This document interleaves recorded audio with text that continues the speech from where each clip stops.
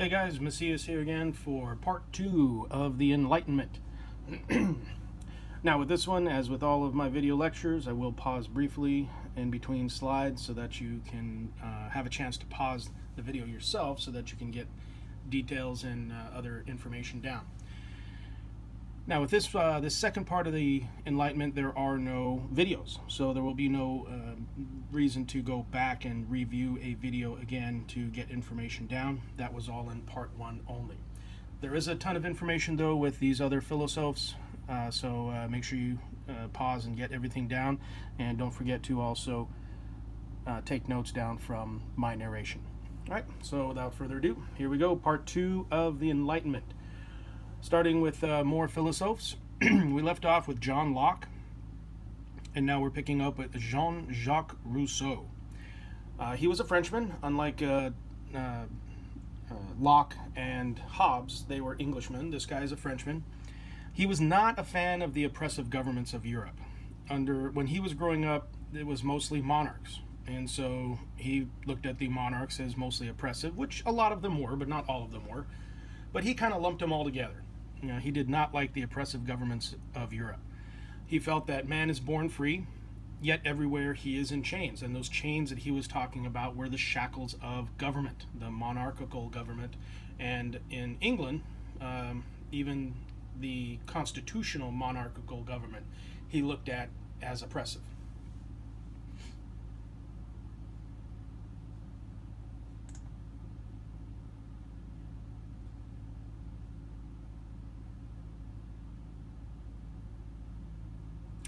Now he looked at government as, look, if people absolutely have to have a government, I'm not a fan, I don't think government should be around, but if people absolutely have to have a government around, it should be a government that is freely formed by the people, not a government that is forced upon them by divine right or by a parliament or by anything. It should be a government 100% freely formed by the people of the nation. No one else.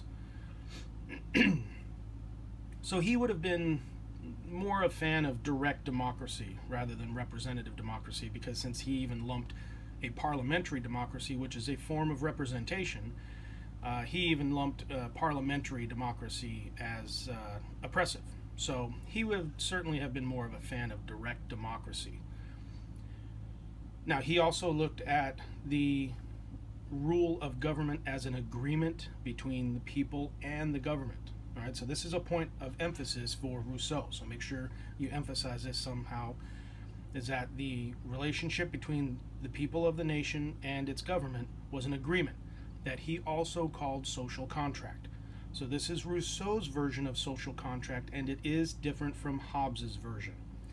Because of Rousseau's beliefs about government, remember Hobbes was a fan of safety over liberty, whereas Rousseau is the exact opposite. He's a fan of liberty over really anything else. Safety, whatever you want to call it, but freely formed by the people. His idea of social contract, different from Hobbes's. So different that he wrote an entire book about it.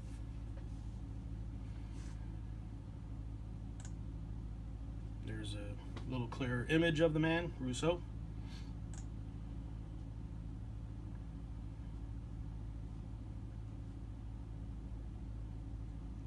Next, Voltaire. His real name was actually Francois-Marie Arouet, but he was known as Voltaire. That was his pen name. In other words, that was his professional name that he went by as a writer. He was highly critical of the church. He had usually nothing good to say about the church, nothing good to say about the aristocracy, and nothing good to say about the French government, which during his time period was a monarchy. So, needless to say, he did not have very many friends in high places. He used satire, which is the use of wit, in other words, being funny, but also being highly intelligent. He used satire to comment in his writings on all of these people. A lot of humor, a lot of intelligence to criticize. He even mocked those that he disapproved of. And so with the intellectuals and the common people that could read, he was really popular. He really, yeah, you could kind of almost put Voltaire kind of like on Saturday Night Live today or something, you know, some show like that.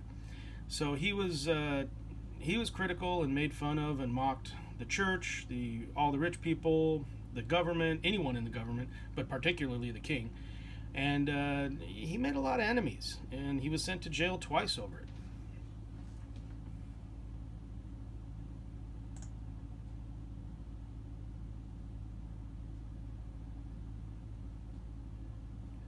Huge proponent of freedom of speech, and probably out of all of these philosophers that we're going to take a look at, he was probably the most ardent champion of freedom of speech, freedom of religion, tolerance, and avoiding prejudice whenever you could. One of his famous quotes was that, "I disagree with what you say, but I will defend to the death your right to say it." We took a look at that very briefly in the video in part 1.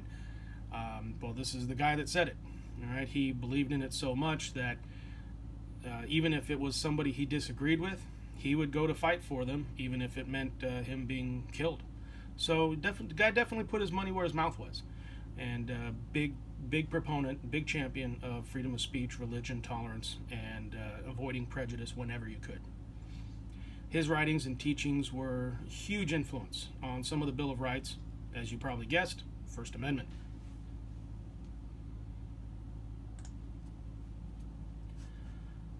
Little cartoon picture of him, the curly wig. Now, taking a look at another French philosopher, Baron de Montesquieu. I forget his big long name. It was longer than Montesquieu, but not important. He was a French philosopher, wrote extensively about government and politics.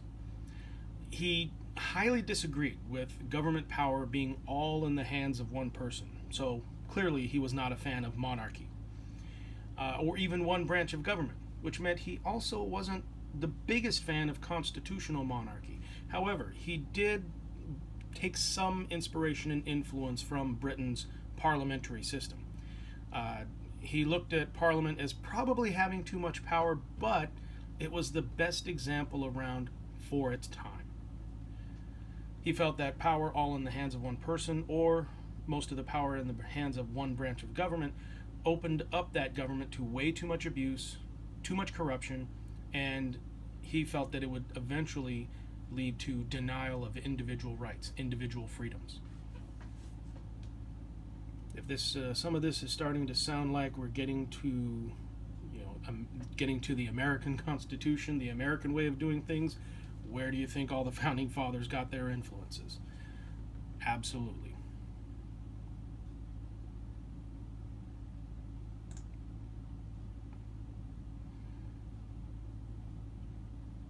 Now, one of the points of emphasis that big time with Montesquieu is that his idea of separation of powers and the idea of checks and balances. Now, we last heard about checks and balances with the Magna Carta, and that's true. Magna Carta did introduce an idea of checks and balances. Montesquieu actually puts it in black and white in his writings. This is what separation of powers is. This is what checks and balances are. This is how government should work.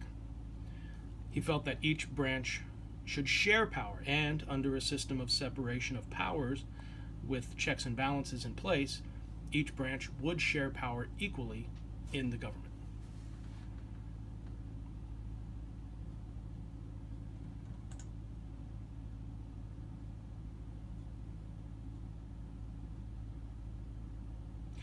Now, the way that checks and balances works, and this also should be a point of emphasis, this slide here, the way checks and balances work is that the three branches keep an eye on each other.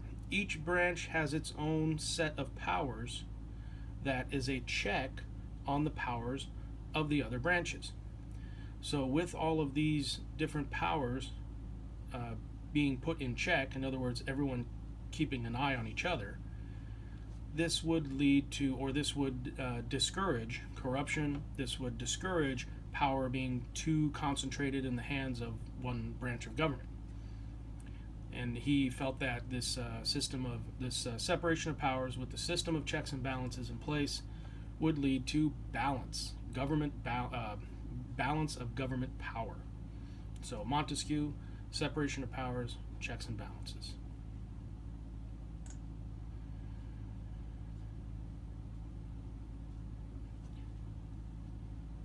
Now, this idea was so solid, so influential, that the founding fathers of the United States worked it into their Constitution, our Constitution. All right, today we have three branches. We have the legislative, which is the law-making body, Congress, which is your House of Representatives and your senators are representatives in a representative government. There's the executive branch, which is the office of the president, basically the top police officer in the country. All right, he handles more or less the law enforcement aspect of the government. Laws are written by Congress, but the laws are enforced by the president and the executive office. And then there's the judicial branch. So they take those laws and the enforcement by the president, and they interpret those to make sure that they are being that the law is being administered fairly, both in the eyes of what the Constitution says and in kind of like the spirit of the law, what the judges think that the founders of the Constitution meant by their words in the Constitution. The judicial branch will sometimes be more strictly to the word of the Constitution, and sometimes they'll be a little bit more loose with how the Constitution is interpreted. It just kind of depends on what the issue is and which judges are on the bench at that time. But the judicial branch does provide some powers with checks of their own that keep the other two branches from gaining too much power. The system does work, and it worked so well that the founding fathers of the United States incorporated it directly into our system of laws today.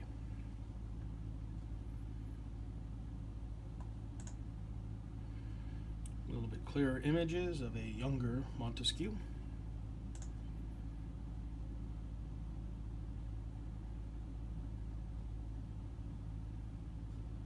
Now we're finally going to go outside of France and Britain and go over to the Italian peninsula.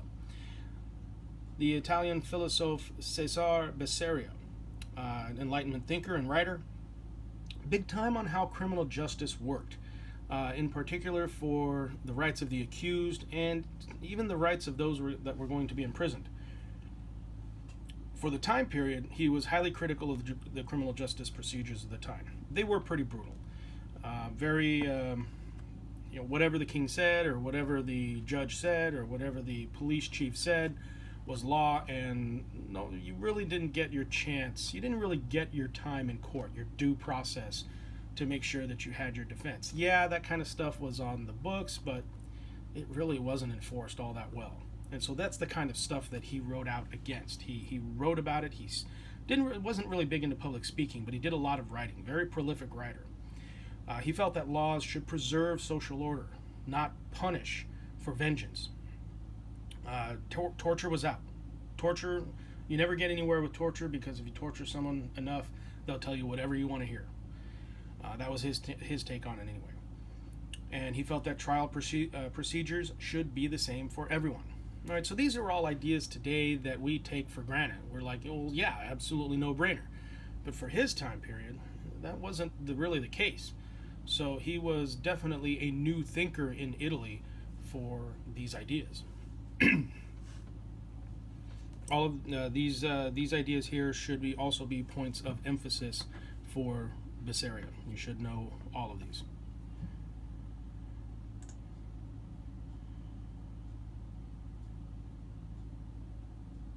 Okay, a couple of more important points for Bessario. Punishments should be suitable for the crime committed. Cruel or unusual punishment should never be used. Straight, almost word for word, what the Eighth Amendment says. Our Eighth Amendment in our American Bill of Rights. All right, no cruel or unusual punishment. The founders, of course, left that open to interpretation so that whichever society was in power at the time, they get to decide what is cruel or unusual. Accused persons should receive a speedy trial, all right, straight out of our Sixth Amendment. Speedy trial, be able to confront your accuser, a little bit of Fifth Amendment in there as well, definitely talking due process here. All right, so Bessario had a huge influence on the founding fathers of America and what they would throw into the wording of the Bill of Rights. All right. So Bessaria, huge influence on U.S. Constitution and Bill of Rights, certainly a point of emphasis for Bessaria.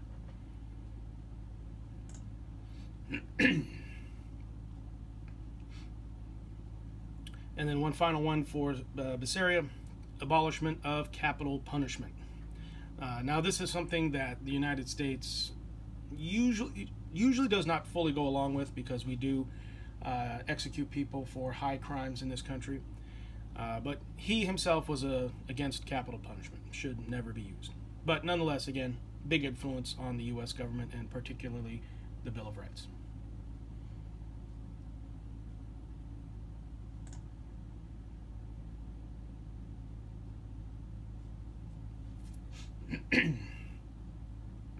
Now, our last philosopher, we're going to go back to Britain. She was a huge proponent of women's rights and their place in society.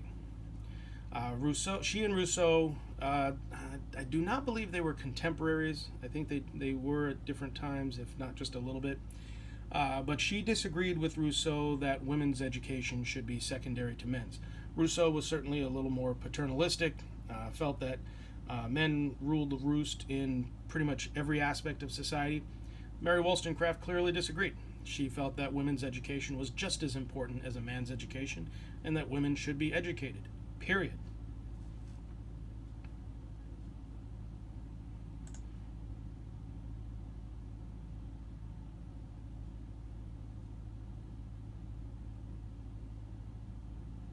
Just like men could be virtuous and men could be useful in society, in government, in military, in whatever, in the household, in law, women could be useful too. They could be virtuous. And it was through education. Education could even make contributions in the home. It could make mothers into better mothers. How exactly? She left that up to each individual mother. How were they going to run their house? She looked at the women as the boss of the house, especially when she was alone. Who else was going to make the decisions? Everything was on her, so she should know as much as she could so that she could make the best decisions. So clearly education is a huge deal with Mary Wollstonecraft. Education for women just as important as education for men. Big point of emphasis for Mary Wollstonecraft. She also felt that education could help women get into any profession. Medicine, law, politics, it didn't matter. Women could do it just as well as men. They just had to be given the opportunity for education and the opportunity to take on these kinds of tasks. So another point of emphasis for Mary Wollstonecraft, education was the key for women to get into the workplace.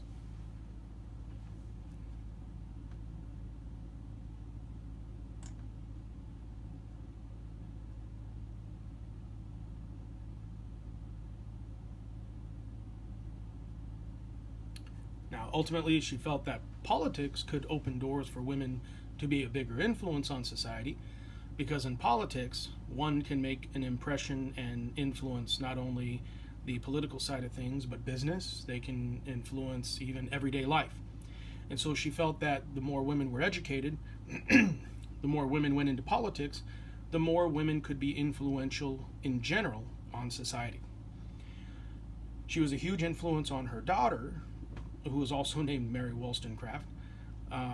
Such an influence that after she married, she was the girl that wrote Frankenstein. So when we talked earlier at the beginning of the semester, talking about how Frankenstein was written by a girl, Mary Shelley, well, she was the daughter of this British philosopher, Mary Wollstonecraft. And so you can kind of see where Mary Shelley, the daughter, she fully believed in her own abilities. She fully believed that she could come up with a great story just like any man. And the times that she was publishing and writing, clearly they wouldn't let her publish as a woman, but that she didn't let that stop her. She was educated, she was ambitious, she had talent, and she used it. And she was able to, I mean, eventually, I'm not sure if she got credit for her writing as the author of Frankenstein within her lifetime. But, I mean, eventually, you know, everyone knows who Mary Shelley is. All right? She is immortal. And it's because she took her education, she took her talent, and she made something out of it. And she proved that women could make an impact on society because of their intelligence. So, Mary Wollstonecraft, big-time influence on the thinking on women at the time, big time influence on her daughter, and her daughter, of course, has gone down in history. All right, so that ends the lecture here on the Enlightenment Part 2. Make sure that when you guys are finishing up these notes, review them. Don't just write them down the first time and forget about them until the day before they're due. Don't forget about them until the day before a test. Go through these notes. Highlight the important stuff. Highlight keywords. Underline them. Circle them. Whatever. All right. Space this stuff out so that you don't have this big old gobbledygook of notes written all over the place. All right. Try to group things together using brackets, using those big oversized arrows to try to group things together. Come up with those questions on the left-hand side of your notes. Make sure these are good questions. Even try to anticipate possible quiz or test questions. And then, of course, at the bottom with your summaries should not only pertain to the notes, they summarize the notes, but they should also make use of the essential question that I provide, and the summaries should also answer the questions that you write in your left-hand column. All right, that's how you put that's how you put your notes to the best use. Review, review, review. Question yourself, put those questions down, and then use the summaries to tie everything together. All right, so we'll catch you guys in class, and have a good night.